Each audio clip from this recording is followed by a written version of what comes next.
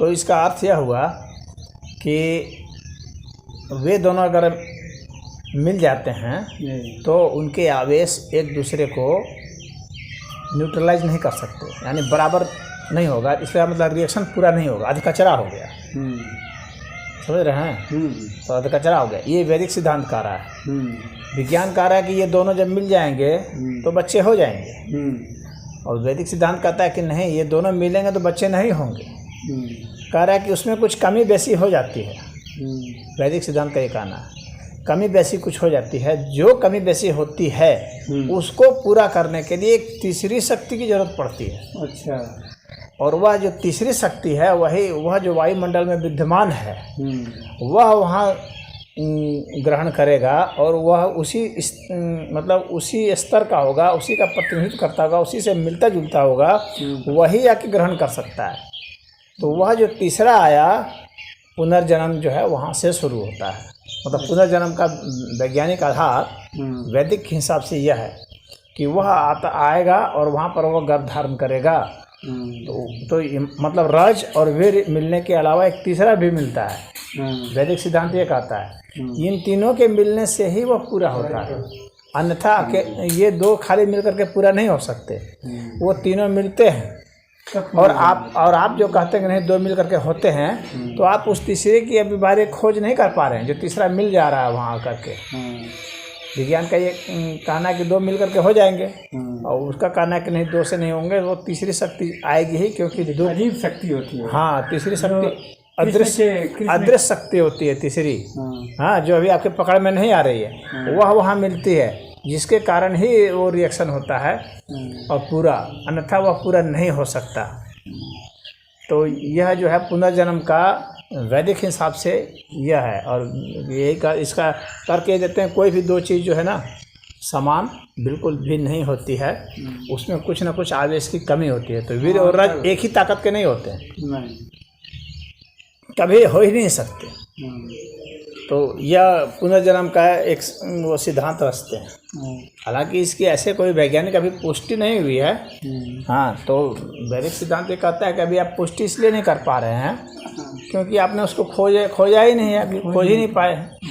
हाँ, और विज्ञान का कहना है खोजने की ज़रूरत क्या है जब दो से हो जा रहा है। हाँ, खोजने का मतलब क्या है यहाँ, कि नहीं दो से हो नहीं रहा है ना, ये आप गलतफहमी है कि दो से हो रहा है। उसमें जो अदृश्य जो आकर के उसमें काम कर रहा है, एक्शन ले रहा है, उसको आप नहीं तलाश पा रहे, उसकी तलाश कीजिए। पुनर्जन्म का वह है। यह जो तीसरा कारक है यह बहुत महत्वपूर्ण है। इस तीसरे कारक की खोज से पुनर्जन्म का सिद्धांत वैज्ञानिक दृष्टिकोण से सही सिद्ध हो जाएगा। और इस तीसरे कारक की खोज से एक बात और पुष्ट होगी कि अब तक जो दो भौतिक पदार्थों को जो कि दिखते हैं उनको मिला करके जो केमिकल रिएक्शन कराया जाता था, उन दोनों का रिएक्शन ही पर्याप्त नहीं है, बल्कि उनके अलावा, उन दो के अलावा और तीसरी चौथी चीज़ें भी आके मिलती हैं जो कि आप रिएक्शन में नोटिस नहीं कर पा रहे हैं। यह बहुत बहुत महत्वपूर्ण है, क्योंकि कोई भी केमिकल रिएक्शन हो रहा है तो हम लोग एक सिंपल केमिकल रिएक्शन ड्रॉ कर देते हैं कि कैल्शियम के साथ